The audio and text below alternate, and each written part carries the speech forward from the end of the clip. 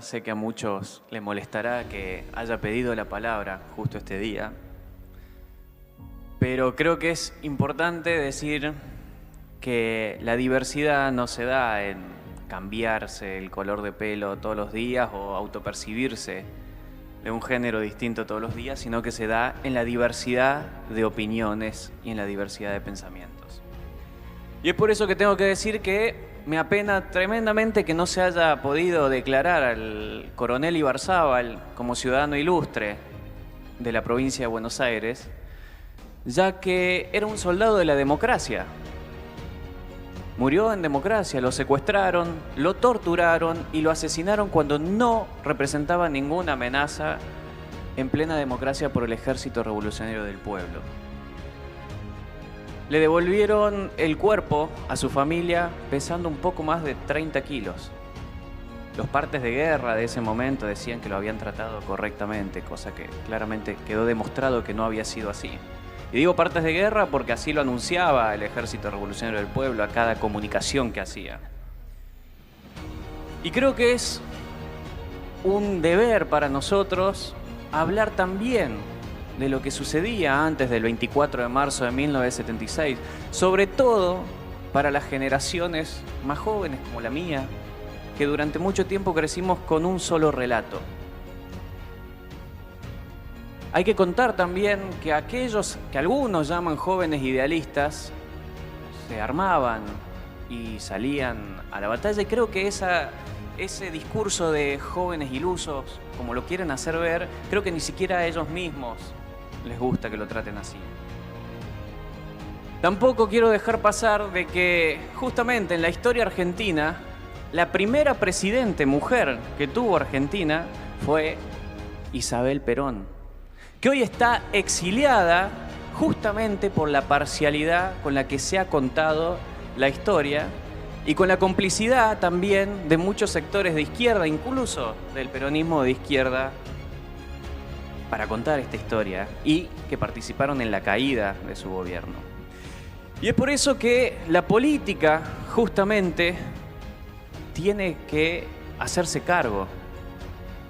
La política tiene que empezar a hablar de todo lo que sucedió, no de una sola parte. Y en esto muchos han hablado de la defensa de la democracia y de valorar la democracia, pero la verdad es que no se defiende la democracia invitando a dictadores al país como Nicolás Maduro. No se defiende la democracia haciendo silencio, en este caso del Partido Justicialista, cuando tuvieron más de 100 intendencias en el gobierno cívico-militar. No se defiende la democracia, y esto pasó hace poco tiempo atrás, recibiendo a dictadores como el de Cuba, Díaz-Canel, que todos los días viola aquellos derechos humanos que muchos de acá dicen defender, pero hacen oídos sordos porque parece que hay dictaduras buenas y dictaduras malas, o que algunas no son tan graves dictaduras. Nosotros no quiero que esto sea solamente contra un partido político, porque creo que, como dije antes, la política tiene que hacerse cargo. Y esto también va para los correligionarios radicales, que mantuvieron también más de 300 intendencias en el proceso cívico-militar, y el silencio ante eso no es una defensa de la democracia. Y ojo, que no sé si algunos de los que estaban ahí no son hoy candidatos, ¿no?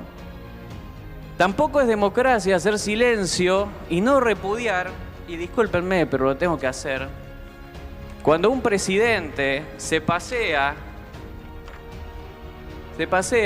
en un auto descapotable al lado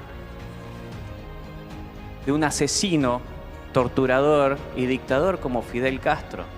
Hacer silencio tampoco es defender la democracia. Lo que yo pido es un poco de coherencia de la clase política y hacerse cargo.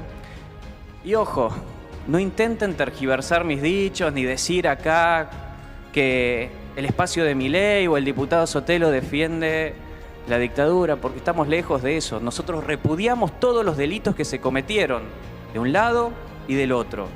Y desde esta banca, y no por ser año electoral, desde esta banca el año pasado también fui el que dije más historia y menos memoria, porque la memoria es parcial, porque la memoria es selectiva, pero la historia es un conjunto de hechos que han sucedido en el tiempo y es mucho más difícil camuflarla. Por eso siempre digo más historia y menos memoria, para la búsqueda realmente de una verdad basada en historia y de una justicia que tenga los ojos vendados y que la izquierda no le pese más que la derecha, ni la derecha le pese más que la izquierda. Porque también creo que es importante que cuando hacemos el recuento de todo lo que sucedía antes del 24 de marzo, hoy, por ejemplo, no tendríamos las internas de algunos sindicatos que se resuelven a tiros. Por eso, señor presidente, digo que historia, verdad y justicia, y realmente suscribimos a un verdadero nunca más. Muchas gracias.